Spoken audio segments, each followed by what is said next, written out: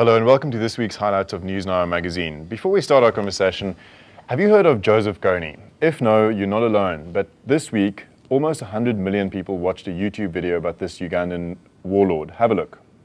We worry the rebel when they raise us again, then they will kill us. My brother tried to escape, then they killed using panga. They cut his neck. Did you see it? I saw. Hello and welcome to this week's highlights of NewsNow magazine. With me is Peter Louis Mayberg. Hello, Peter Louis. Hi. And Jane Settys. Welcome to you both. So, Joseph Kony, is this, Peter Louis, a name that you've heard before? Well, not really, and it's insane how quickly he's, bursted onto everybody's lips. Absolutely, the whole world is talking about him. So I think, Invisible Children did a very good job to get him famous. So basically this YouTube video about this obscure northern Ugandan warlord has been watched almost 100 million times on YouTube this week. Jane, did you see the video? I have watched the video. What did you make of it? It's very interesting because there's actually not very much on Joseph Kony himself. There's a lot of the director's child, but it certainly seems to have achieved its goals of creating awareness. Not much about much information on the man himself, but that he is out there. So, Peter Louis, why is he a bad guy? Well, according to the video and many other reports, some of the atrocities he has committed is he, with the Lord's Resistance Army, he would sweep into areas, abduct children, and incorporate them as soldiers into his army. But Jane, we've known about his atrocities for yonks, haven't we? We have indeed, and a lot of people are saying that this video is about 20 years too late. However, I think that criticism is a little unfair. The point is it's out there now, it's created awareness, and that some action needs to take place. I'm not sure whether it needs to be American troops in Uganda, since he's not even in Uganda, but there is an awareness that something needs to be done. Will awareness help solve the problem in Uganda, though? You know, it's been interesting. They're comparing the situation to the Arab Spring uprisings of late. And I think on a broader scale, once you get a lot of people talking and these kind of pressure starts mounting on governments, it could probably have an effect on Congress in the US.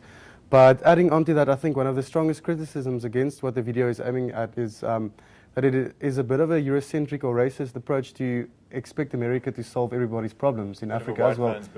Exactly. Situation. But let's just talk about the social media aspect just very, very briefly here. This video has gone completely viral. This has achieved something which generations of serious journalists who were in the field in northern Uganda could not achieve, and that is to actually win a big audience for their stories. Yep. What does that tell us?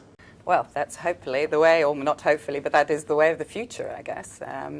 There is an extraordinary power. That's a great tool of propaganda, which can be dangerous and can be useful. And if used in the right way, it can be incredibly effective.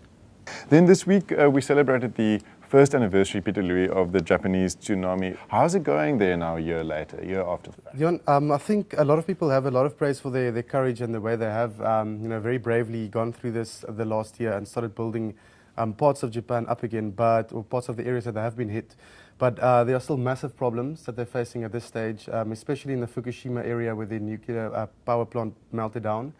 They say up to, I think there used to be 2.02 million residents in that particular area, and it's down to 1.9 now as a direct result of the accidents. So massive problems in that area still. So many people left, and I imagine also lost trust, Jane, in the safety of nuclear power and perhaps even the government. I think that the government the way they handled the nuclear incident has caused the citizens to maybe distrust the government now, and that's probably a first in Japan. They are more reluctant. There have been funny stunts by politicians going drinking water from places to try and prove to people that it's okay.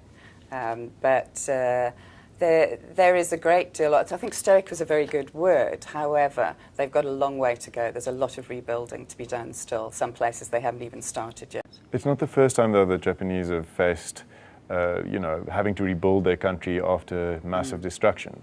They have actually compared the emotions and the feeling there to after the Second World War. Well, all of the best to them. We end today's session on a sporty or messy note. You wrote a piece, Peter Louis, in this week's magazine on Lionel Messi, who who's becoming somewhat of a superstar at 24. A lot of soccer commentators are saying we are witnessing the world's best ever to go onto a football pitch in professional football or in any kind of football. And it's very exciting to actually to be part of this and witness it. Lionel Messi became the first player in La Liga, that's Spain's league, probably one of the most competitive in the world, to score more than 30 goals 3 seasons in a row. He's on 50 goals in all competitions this season, scored 5 goals in one of the last outings against a German club in the Champions League, so he's absolutely on fire and looks unstoppable. Do we know what he is paid?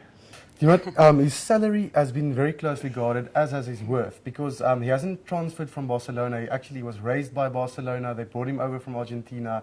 He's never been transferred, so nobody really knows what he would be worth, but I'm pretty much sure if he does move, it'll shatter all sorts of football records. That's all we have time for. Thank you so much. See you next week.